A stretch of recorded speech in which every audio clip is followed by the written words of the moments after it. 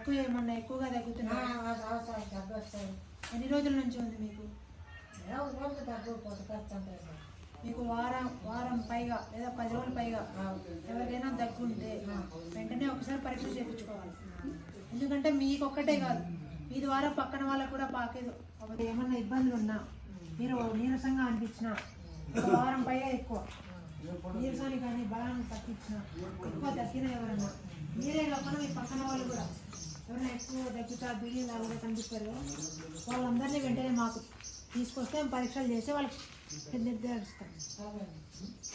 మీకు ఒక్కటే కాదమ్మా, మీ పక్కన వాళ్ళ గురించి కూడా ఆలోచించండి.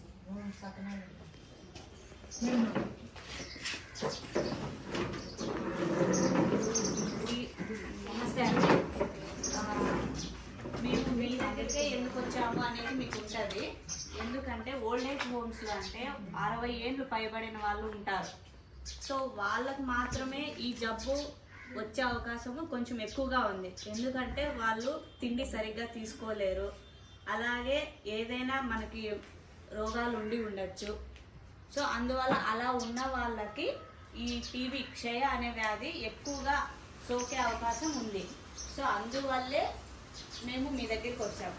సో మీకు ఆకలి లేకపోయినా, ఎక్కువగా 2 వారాలకు మించి దగ్గు ఉన్నా, అలాగే 2 వారాలకు మించి జ్వరం వస్తున్నా, బరువు తగ్గిపోతున్నా, ఇలాంటి లక్షణాలు ఏమైనా ఉన్నాయి అంటే అది క్షయ అయ్యే అవకాశం ఉండొచ్చు. కాబట్టి ఇలాంటి లక్షణాలు మీలో ఎవరికైనా ఉన్నట్టు అనిపిస్తే మీరు గవర్నమెంట్ హాస్పిటల్కి వచ్చి ఒక్కసారి గల్ల పరీక్ష చేయించుకోండి. లేదంటే చెస్ట్ ఎక్స్రే అంటే మనకి ఛాతీ పరీక్ష చేస్తారు.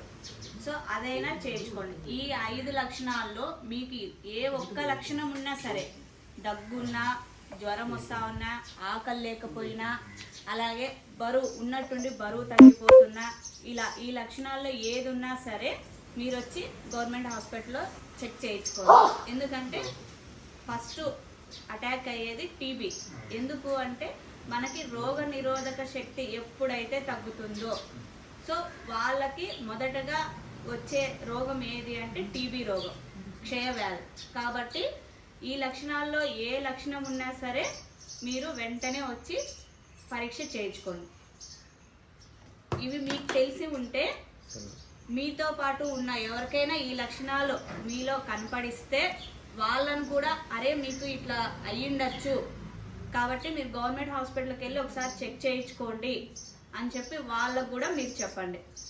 సరేనండి?